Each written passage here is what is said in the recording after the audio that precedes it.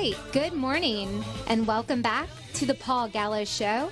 I'm Mandy Gunasekara, guest host for today's program on SuperTalk, Mississippi, and we are broadcasting live in front of the Sally Kate Winters Family Services building here in West Point, and I'm very excited to be joined by Lisa Klutts. Good morning. Good morning.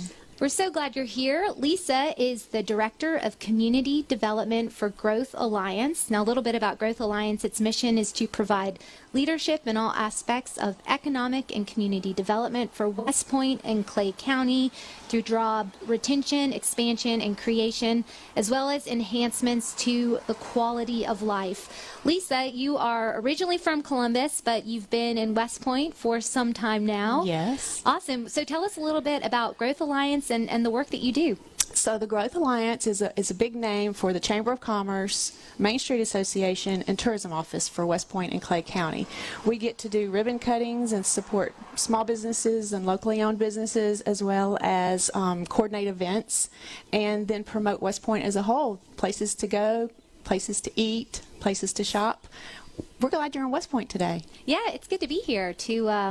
Look, I'm from a small Mississippi town. It's good to be able to come and highlight directly from the location what's going on. So tell us a little bit about how was COVID for the area? I'm sure that impacted the development and growth in some ways, but also I would say in Mississippi, at least generally speaking, we figured out how to carry on with life in a lot of different ways. Was West Point impacted, and if so, have they gotten over that now from the perspective of new businesses opening up or people coming in and people getting out and about on the town? Oh, absolutely. I don't know any town that was not affected, but we got creative and learning how to shop different, shop online, and then do events different. I mean, we had to cancel the Christmas parade and our biggest event of the year, the Prairie Arts Festival in 2020. So coming back, you never really know how many people miss a parade until you cancel it. Yeah. And we were like, absolutely, we have to still do the Christmas parade. And people still wanted to find ways to connect and to be out in the community and to support local businesses. And we have just, I think, rebounded well. We have a couple of ribbon cuttings on the book, a new ice cream shop coming downtown. Oh, nice. Some businesses are starting to open up that may have put their plans on hold, and people are just out and about and ready to just enjoy what the community has to offer. Well, a new ice cream shop just about the time that summer's kicking into high gear sounds like a really good addition to this area. Now, what are some of the highlights? You do a lot of work in the tourism space. What is a part of, or what is a tourism attraction that exists in West Point or in the Clay County area that folks may not necessarily know about? Well, right now our wisteria is blooming. Forget the allergies, but there's a part. Right.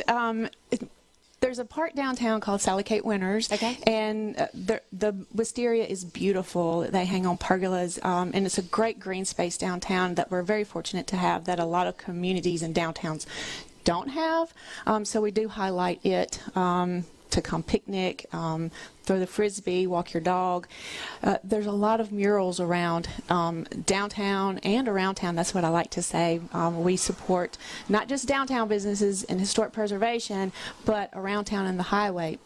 What I like to say is to get off the highway to experience what West Point has to offer, from the murals to the park to the Black Prairie Blues Museum. Howlin' Wolf was born not too far from here in White Station, and so we have a really fun space downtown, a small museum, but also a kind of a juke joint style event space, and there's events going on all the time in there.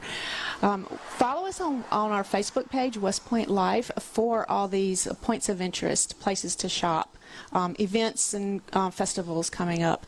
What I do want to say is that kids are now, and parents are like, hey, around the corner of spring break and Easter, and now they're like counting down the days till school is out. What are we going to do for the summer? Well, Saturday, June 11th is Golden Triangle Lemonade Day, and there will be lemonade stands all over West Point, Columbus, Starkville, and if you would like to set up a stand or to go and buy a lemonade from the kids, then visit the Facebook page Golden Triangle Lemonade Day, and it can give you all the information to come out Saturday, June 11th. Saturday, June 11th. That sounds like such a great event. A great event. We may have to come up here.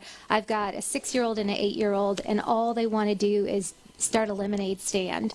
Anyway, it's a fun way to get out and interact with folks, and also to teach kids about being entrepreneurial. Absolutely, and that's what it's all about, is teaching the next generation how to start a business and what all is involved with that, but also promoting it to the community to get out and support your local entrepreneurs. Yeah, certainly. Well, and part of the work you do is ensure that you're attracting businesses here, but then the community knows about them so that they can go out and shop locally, so to speak. I was asking a few folks, when you go to West Point, what are the things that you look for and places you go when you visit?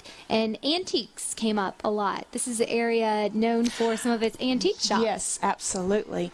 What I like to say is that Columbus, Starkville, and West Point are 3 unique communities in itself, but not 20 minutes from each other, and we all offer something different that complements each other. And so Starkville's a university, and it's fast-paced and sports and all that. Come to West Point, slow down, and walk through all of our antiques stores.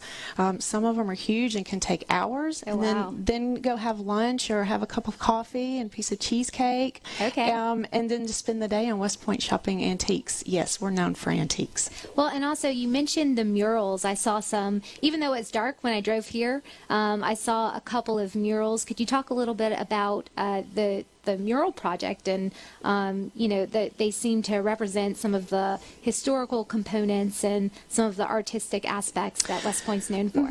Murals can tell the story of your town and the culture and the arts, and there's old murals that you see that have faded over time.